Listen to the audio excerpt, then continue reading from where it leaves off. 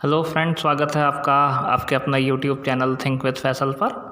और आज टॉपिक की शुरुआत करने से पहले मैं आपको एक शेर सुनाता हूँ, ज़रा गौर से सुनिए। शेर क्या, दरअसल ये एक गाना है पूरा, जिसकी मैं कुछ लाइन आपको सुना रहा हूँ।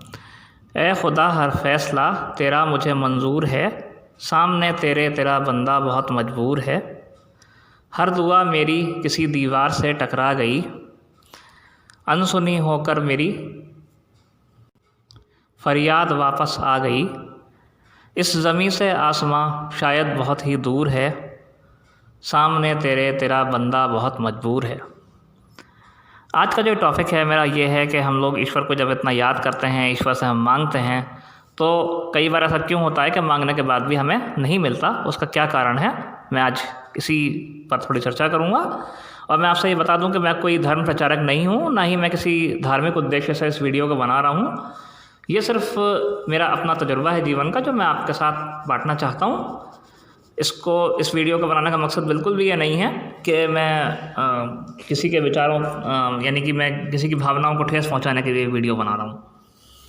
देखिए, ईश्वर जो है सबकी सुनता है, और ऐसा भी नहीं है कि सबकी दुआएँ या सबकी प्रार्थना स्वीकार नहीं होती हैं। लेकिन फिर भी आमतौर से कुछ लोग ये शिकायत करते हैं कि जी हम इतना मांगते हैं, हम ऐसा करते हैं, हम वैसा करते हैं, हम इतना दान करते हैं, हम इतना पूजन करते हैं, हम इतनी इबादत करते हैं, लेकिन फिर भी हमें उसका फल नहीं मिलता। बहुत सारे लोग हैं जो किताबें पढ़ते हैं, मंत्र सिद्ध करते हैं, लेकिन कुछ भी नहीं होता, कोई असर नहीं होता उसका। तो उसके पीछे क्या कारण है मैं आपके सामने रखता हूँ। पहला कारण तो ये है कि जब हम ईश्वर को याद करते हैं तो हम अपना मन एक जगह नहीं रखते। हमारा मन संसार में पड़ा रहता है। हमें कहाँ जाना है, हमें काम पर जाना है, हमें ये काम करना है, हमें वो काम करना है, आज हमने ये किया, आज हम ये करेंगे। सारे मतलब उस टाइम पे हम सारा अपना बही खाता दिमाग में खोल के बैठ जाते हैं, और जो हमारा फोकस है वो ईश्वर पर से हट जाता है। मैं समझता हूँ अगर हम फोकस अपना एक ही जगह रखें तो पूरे चांसेस हैं, पूरी उम्मीद है कि हमारी प्रार्थनाएँ स्वीकार होंगी। इस बात को हम एक छोटे से एग्जाम्पल से समझ सकते हैं कि मान लीजिए मैं किसी अधिकारी से बात कर रहा हूँ और मैं उसकी तरफ से मुंह फेर के बात तो उससे करूँ और मुंह दूसरी साइड में घुमा दूँ, तो चांसेस हैं कि वो मेरी बात ना सुने। तो यही जो कंडीशन होती है, ये उस टाइम होती है जिस वक्त हम ईश्वर से कुछ मांग रहे होते हैं। तो सबसे पहला पॉइंट ये है कि अगर हम उस पर फोकस करें तो बिल्कुल हमारी जो प्रार्थना है वो स्वीकार होगी।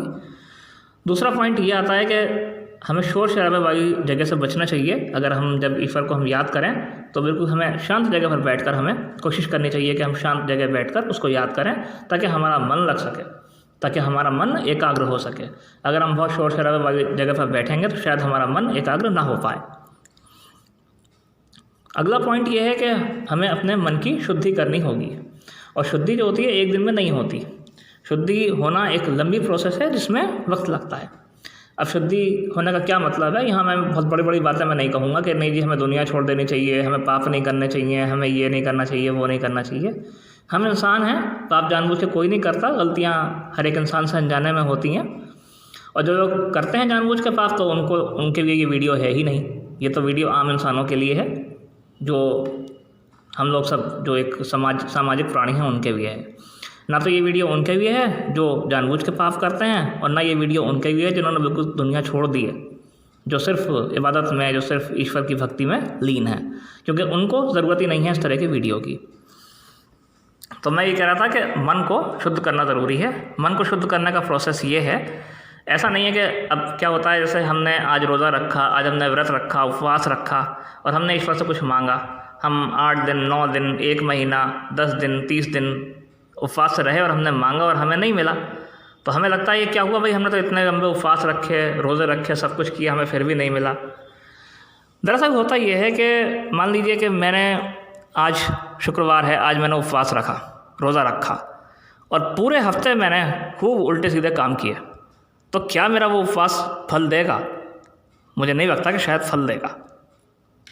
इस वजह से अगर हमें उपवास रखना है तो हमें अपना सारा जीवन, अगर हमें उपवास का फल चाहिए या अगर हमें भक्ति का फल चाहिए, तो हमें अपना सारा जीवन ऐसा बनाना पड़ेगा जैसा किताब में बताया गया है कि भाई झूठ मत बोलिए, दूसरों को धोखा मत दीजिए, किसी का दिल मत दुखाइए। ये सारी बातें जो अध्यात्म से जुड़ी हुई बातें हैं, चाहे वो किसी भी धर्म की हों, कोई किसी धर्म में बुरी बातें नहीं लिखी हुई। तो उन बातों का हमें शुरू से पालन करना होगा, सारे जीवन में पालन करना होगा। 1 दिन या 2 दिन या 1 महीना या 15 दिन या 20 दिन या 1 साल 2 साल पालन करने से शुद्धि नहीं आएगी। ये एक ऐसी चीज़ है जो रेगुलर प्रैक्टिस से आएगी, और इसके लिए हमें रिगरस प्रैक्टिस चाहिए। रिगरस प्रैक्टिस मतलब कि ज़बरदस्त मेहनत करनी पड़ेगी, बहुत ज़्यादा मेहनत करनी पड़ेगी, तब ये चीज़ आएगी। कुछ लोगों का ये मानना होता है, अगला पॉइंट जो है वो ये है कि कुछ लोगों का ये मानना होता है कि हम क्योंकि विधि विधान से हम ईश्वर को याद नहीं करते, इस वजह से हमारी प्रार्थना स्वीकार नहीं होती।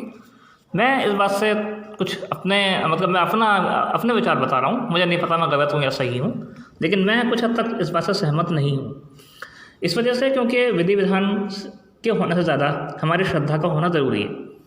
ऐसे बहुत से लोग हैं जो बिना विधि विधान के ईश्वर को याद करते हैं और उनको उसका फल मिलता है, क्योंकि ईश्वर किसी विधि विधान पर निर्भर नहीं है।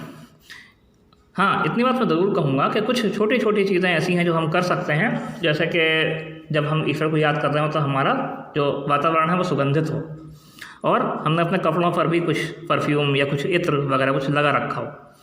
इससे न सिर्फ कंसंट्रेशन बनता है बल्कि पॉजिटिव एनर्जी हमारे अंदर आती है, और इस चीज़ का फ़र्क ज़रूर पड़ता है। लेकिन ये कहना कि नहीं जी विधि विधान से हमने नहीं किया इस वजह से ऐसा नहीं हुआ, मैं इस चीज़ को सही नहीं समझता।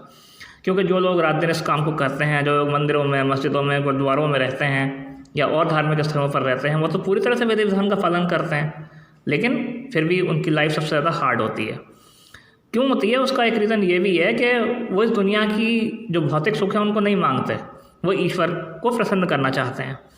तो उनका ये मानना होता है कि इसका फल उनको यहाँ से जाने के बाद मिलेगा, तो इस वजह से भी उनका जीवन कठिन होता है। लेकिन अगर विधि विधान से सब कुछ मिल रहा होता तो सबसे ज़्यादा उनको मिलता दुनिया में भी। भाई वो तो ईश्वर की मर्जी है, यहाँ भी दे वहाँ भी दे, वो तो उसके अपने हाथ में है। तो मैं ये नहीं कह रहा कि वो गलत करते हैं, लेकिन मैं ये कह रहा हूँ कि इसमें इतना आम आदमी के भी विधि विधान का इतना ज़्यादा रोल नहीं है। तो ये कुछ ऐसे पॉइंट्स हैं जिन पर अगर हम फोकस करें, जिन पर अगर हम ध्यान दें, तो मुझे पूरी उम्मीद है कि जो कुछ हम ईश्वर से मांगेंगे वो सफल होगा।